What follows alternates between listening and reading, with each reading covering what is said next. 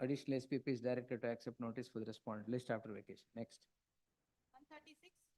For husband, My lords, husband, my lords, here I am a third husband. my lords. third husband. Yes, my lords. Kindly come to page number 66, my lords. I have given complaint also, FIR also. I have also filed a PCR, my lords. It is in page number 66, my lords. Last ಇಂದ ಮೂರನೇ line. ಇವಳು ನನಗಲ್ಲದೆ ಇನ್ನೂ ಅನೇಕ ಜನರಿಗೆ ಮೋಸ ಮಾಡಿರುತ್ತಾರೆ. ಮಲಾಟ್ಸ್, it is a gang ಮಲಾಟ್ಸ್, 9 members ಗ್ಯಾಂಗ್. Gang. ಎಸ್ ಮಲಾಟ್ಸ್. 9 What ಜನ do you ಅವ್ರದ್ದು mean ಇದೇ gang? ಕೆಲಸ ಅಲ್ಲ, 9 ಜನ ಅವ್ರದ್ದು ಯಾರು ಪೇರೆಂಟ್ಸ್ ಅಲ್ಲ ಸ್ವಾಮಿ, ಇದೇ ಅಂದ್ರೆ ಕೆಲಸ ಎಲ್ಲ ಅವ್ರು. 498 gang.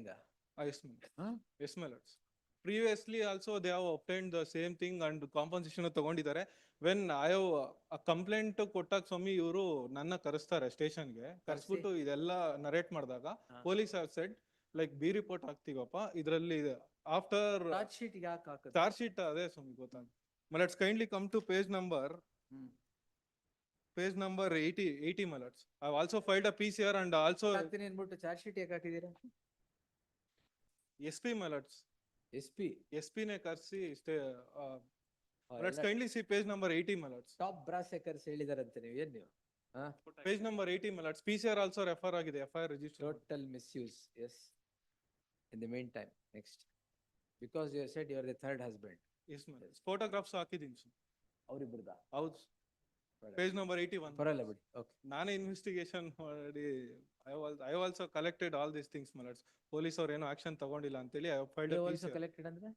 My lords, ನಾನೇ ಹೋಗಿ ಅವ್ರು ಯಾರು ಏನು ಅಂತ ತಿಳ್ಕೊಂಡು ಲೈಕ್ ಮೋಸ ಮಾಡಿರೋದಕ್ಕೆ I have also filed a complaint my lords. They have not taken action. I have filed a PCR. Now FIR has been also registered against them. Against the lady. Yes my lords. Lady and Ladies. lady and 9 other members. ಅದಕ್ಕೆ ladies ಅಂತ ಹೇಳಿ. ಆಯ್ತು ಸರಿ. 141 also at in-laws. ಅಲ್ಲಿ ಇರ್ರಿ ತಾಳಿ ಒಂದು ನಿಮಿಷ. 498 Against all. ಇದು ಬರ್ಕೊಳ್ಳಿ.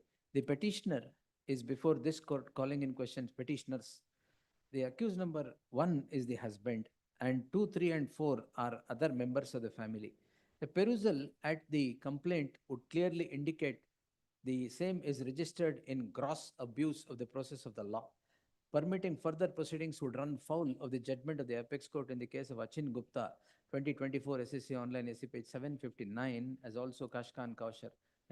Therefore, there shall be an interim order of stay for the proceedings by the petitioner to the next date of hearing. Next. Same ade 138 also. Anand Muttalib.